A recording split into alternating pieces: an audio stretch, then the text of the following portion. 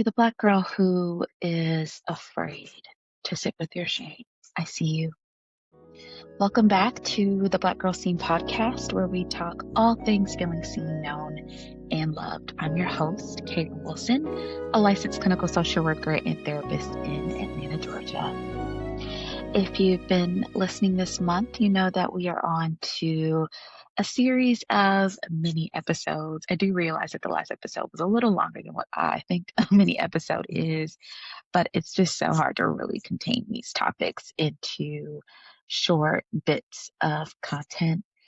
And it's still really powerful. So we are this month hyper focusing in on small but powerful shifts to transform our vulnerability practices and help allow ourselves to feel more seen.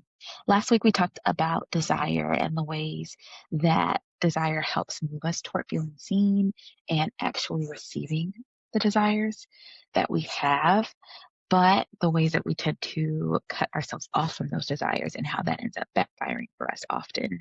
This week, it might seem like a little bit of a sharp left turn, but we are talking a little bit more about what gets in the way of doing that. And the thing that pops up in almost everything that comes in the conversations for vulnerability, which is allowing space for shame. So before we go into the topic, I want to name that we're not going to get super deep into shame, specifically because of the heaviness of it, but that doesn't mean we're not going to get to tackle it. We're still going to talk very honestly about what it is and how it shows up in our vulnerability practices and journeys. What we won't do is talk a lot about the experiences of shame and how to actually sit with that, because it's just a bigger conversation. And I still want to invite you to consider if this is the episode for you, depending on where you are. And I want you to always be considering if it's time to invite yourself into a relationship with a healing or licensed therapist professional who can support you in this. That said, I do believe that this is where it starts, right? Really just naming it, being honest that shame is present, that shame is real, that we all hold it, that we all face it and deal with it differently, and that we can actually confront it and build a different relationship with it, which can help support us in our healing journeys. So I still want to share a little bit more about where I am and how I'm allowing myself to be seen in this season of my life. Last episode, I did talk about how I'm allowing myself to do less. That's a part of it. The other thing I'm allowing myself to do in this season is to be sad in relation to this topic of experiencing shame. Something that really was like a light bulb moment for me not too long ago was just, I realized I was holding a lot of grief and I didn't know where to put it because I didn't think it was allowed. I judged it. I was doing a lot of work to get other people to see it and other people to validate it, but I wasn't able to do that myself. And where that led me was that my grief was safe with me. To make it really plain, I just realized it's really okay to be sad. Like, it's just really okay to be sad. And I also learned a little bit more about what I was actually grieving. So maybe I can share a little bit more about that in future episodes, but I did want to frame that for us here transparently. Because in doing that, I actually got kind of happy. Like, in knowing that it was okay to be sad, there was this like pressure to make it go away that I stopped holding, and that felt really freeing. So if that's you, if that resonates with you, I really want to name for you. It is okay to be sad. And I hope you make room for all of the sadness and all of the other emotions, the joy and the relief and the peace and the ease that also comes along with just opening ourselves up to feeling our feelings. And so that brings us to shame, because I think a lot of times shame is at the root of sadness, of depression, of anxiety, of fear, of dissociation and numbness. Shame is like the mother of all protective strategies. When we think about toxic shame, and I'm going to link in the show notes some books and some content that I actually think is really good to help you really unpack this. Toxic shame is born from early life relational disruptions, trauma, and disappointments. And I want to reassure you that if it was traumatic to you, it was traumatic, because there is no real like encyclopedia of what counts as trauma. It's more of our reaction to what happens to us that counts as trauma. So even if there's something that happened to you that feels like, oh, that wasn't that bad, it is what you think it is. And you get to allow that.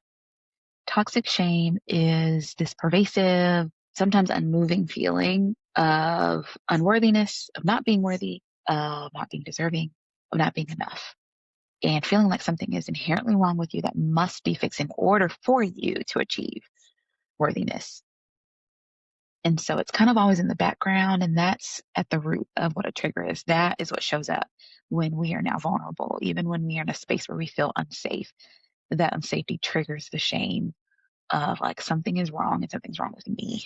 In this frame of mind, sometimes we can look back and we can think, why would I let that make me think that? Which is the beauty of therapy, when you get to look back and you say, wow, that doesn't actually connect. It's not so much that it has to make complete sense, because when you were so young and you truly just need to feel safe and you need to feel loved, you don't have all the rhyme or reason sometimes why what happened to you then taught you weren't enough. You just learned that you weren't enough. And then it keeps coming up. It keeps presenting itself, this feeling. It keeps coming up to try to protect you from feeling that way again, because it believes that if you feel that way again, then it must be true, which is not true. And I want to differentiate this from like healthier shame or guilt, rather, because that tells us that we've done something wrong. That happens when we actually have done something wrong and we want to repair with someone and we want to make it right. The issue is that toxic shame teaches us that we are wrong and that we need to be fixed, which is not the case, right? When you notice that that's what's happening, that it's a huge survival response, right? And it just keeps coming up. It's not that it's true. It's not that it's the truth. It's more so that it's real. It's valid. It happened for a reason, but the story that comes out of the shame is what's not true, right? So that's where I'm going to pause on shame today, just because if you're even listening to the word, it can feel slimy, it can feel heavy. Why I want to talk about it, especially in the midst of all of these conversations on what you deserve this summer and feeling seen, is because shame tells us a story that is inherently untrue, but we read it every time, we believe it every time, and when it pops up, when we're trying to allow ourselves to be seen, when we experience disappointment, when we want to feel our desires, when we try to set a boundary, when someone's upset with us, right? When we go through these really intensely vulnerable moments in our lives, shame is there. And if we continue to honor shame as truth, we will never move past that point. So even if you're not in a space in your life, or you do not have the support or resources in your life to feel shame, I at least want you to see shame differently.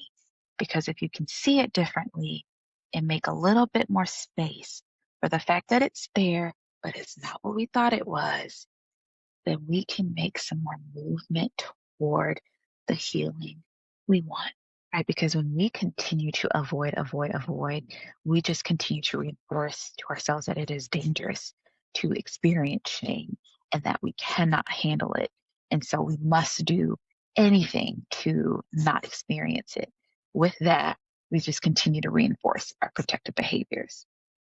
And to bring some life to this, that is why we will continue to overwork ourselves and burn ourselves out if we have the capacity and the wherewithal to make a different choice, even when we know that we're tired, because being tired puts us in a space where we are much more likely to feel our feelings, right? This is why sometimes we will stay in the unhealthy relationship, because if we then experience life on our own, we are more likely to feel those feelings. It's actually easier to be in a space, not easy, so painful, but easier to be in a relationship where we already know what's going to happen and we can put all of our energy into either wanting someone to change or being upset that they won't change, than to acknowledge the shame we're feeling from the original relational wounds that taught us to be in relationships like this in the first place, right? It's not that we're choosing this. I want to be clear. We are not choosing it. It's just a super effective protective strategy against feeling those feelings of shame. But when we then trust ourselves, or at least know that the goal is to process the shame and then reorient ourselves to the shame. And I say that on purpose because I do think that you can release shame. I don't think that's always what we have to do, because some shame will be with us. Sometimes we will hold wounds for the lifetime, but we can change our relationship to them so that we can still experience life we want to experience. But we cannot do that if we feel like we cannot confront shame. And so I want to pull back a little bit, because in making space for this, it might feel like, okay, so I'm sitting here and supposed to process my deep, dark trauma all the time. No. And shame is like a tree. There are the deep roots, but there are also all the things that sprout from it. So back to my example with work, this is a lot of why some of us maybe struggle to be idle. Some of us struggle to rest because it feels so vulnerable to be still. I'd rather be busy. Being still feels like the gateway drug to feeling the big, scary, shameful emotions. And in some ways, and it's not because we can't, because throughout your journeys in healing, you will build the capacity to feel that and to process that and sustain that and then heal through that. But on the way there, we still have to be able to tolerate the feelings that start our path towards shame. So even if it's just anxiety, we can tolerate anxiety, believe it or not. Resisting anxiety is when it then cascades into panic and all of these other bigger things that we then have to kind of pull ourselves back from. But what we can do is start to confront it slowly but surely, because when we disown our shame, we then block all the other emotions that need to be released, confronted. And we also are reinforcing for ourselves that we can't do hard things, that it's just too hard, so I can't do it. We can do it. But, this is where this is part of why I really do love running and physical fitness. You probably can't and shouldn't go run a marathon out the blue, especially if you've never run one before or you haven't done the necessary steps to warm up and prepare for it. That doesn't mean you can't run a marathon, though. You have to start somewhere. So if shame is the marathon, it's the 26 some odd miles. We just got to go for a walk. A lot of us won't do that, though. A lot of us won't even put the running shoes on. We won't stretch. We won't lift a finger because we are so aware that starting the run can take us to the marathon, and that's a lot, and it's hard and it's scary. The difference is, in theory, let's say the marathon must happen because, in real life, you don't have to do all that. But if you must go the distance to get to where you want to go, you have to start. Well, so many of us refuse to. So the shame that comes up when you put yourself out there, you refuse to feel it. The shame that can come up, the anxiety, worry, sadness, disappointment that can come up when you really try, we don't want to feel that. So we just don't. So this is where you can start the small ways toward feeling hope, toward feeling love, toward feeling joy again, is also in knowing that we do have to feel some of the bad stuff too. So here's some things I want you to remember. I want you to know that it's important to learn how to sit with your feelings, feel your feelings. We've talked about this in a lot of different episodes. I'll link some in the show notes. You do not have to do it all at once, but we can start to microdose sadness. We can microdose disappointment. We can microdose boredom even, right? Those are things that we tend to run from and then run into our protective behaviors with: the overworking, the people pleasing, dropping our boundaries, the skewed relationships with food, with fitness, all of these things. We run right into that because it's easier to manage that than to do the work of being present with an emotion. And so again, this is not an invitation to go just like throw yourselves into deep emotions right away, but it is an invitation to know that when they come up, can we stop and think, okay, wait, I can do this. This is okay. This is not bad. I can feel these things. They're asking me for something. They need me for something. They're present from somewhere, and I can slowly but surely start to feel them so that I can actually move through them and build a new relationship with them. It's also important to remember that you don't have to do this alone. In fact, I almost don't want you to do this alone. Some of this you will do alone, but a lot of it you'll do with a witness. A lot of this you'll do in relationship. A lot of this you'll do in therapy, in yoga classes, while running a marathon. You won't have to do this alone. You also don't have to do it all at once. Say that again. Because it's really easy to hear this and think, I just need to go lock myself into a room and cry for days and days. No, you may re-traumatize yourself in that way. That's not what I'm saying. And for those of us who even have been in therapy, I think you know what I'm talking about when I say this is long-term work and it starts somewhere. It exists at different levels. So even being able to confront the feeling of anxiety when you pick up the phone to call someone, or to sit and be present in a journal, or to schedule a therapy appointment at all, that is you slowly making space for shame and saying, I can do this. And when you do this, here's some things that you may notice, some things that'll really help to break you through the layers of hiding that shame might have us in. You may notice that this shame is often not yours to keep. It comes from somewhere. It comes from those relational dynamics. It comes from folks who didn't have the capacity to see you and to help you soothe and support you and keep you safe. It might come from people who did inflict harm and hurt upon you because they couldn't hold their shame. That's theirs, not yours. You'll also notice that when shame is felt safely, so that might be with professionals, all of the things I've said before. When you feel it safely, you'll notice that it can't physically hurt you. It hurts, but avoiding it is actually what causes the suffering. Feeling it in and of itself, while it's uncomfortable, can't actually hurt you. And that's the game changer because that's when you learn, I could feel this. This to me is where, like, when you're sick, because again, if you go run a marathon right now and you're not prepared for it, then yes, you can literally hurt yourself. But if you train for it and you're showing up in your fitness journey, it's gonna hurt, but it's not actually causing you harm. That's two different things. You may not be getting injured, but it is pushing you. And once you do that, you notice that you get stronger through it, right? Same thing here, but it must be done safely. It must be done in appropriate settings and at appropriate paces, which brings me to my last point that you can grow your capacity to feel your shame. You just have to start somewhere. So I know I'm repeating myself a lot here, but this is something that I think we just don't acknowledge a lot. We tell people go be seen. We tell people go feel vulnerable, go be intimate, go open your heart. But what we don't talk about is the reason why it's so hard is because shame is coming right there with you, right? Shame comes up and you say, come and see me and love me and know me, be with me, see me where it hurts, see me when it's hard, be present when I don't know how to be. Shame will be right there, but she's there to protect you. She came from somewhere, and there is a way through. So I want to invite you to try one thing differently when you notice shame is bubbling up.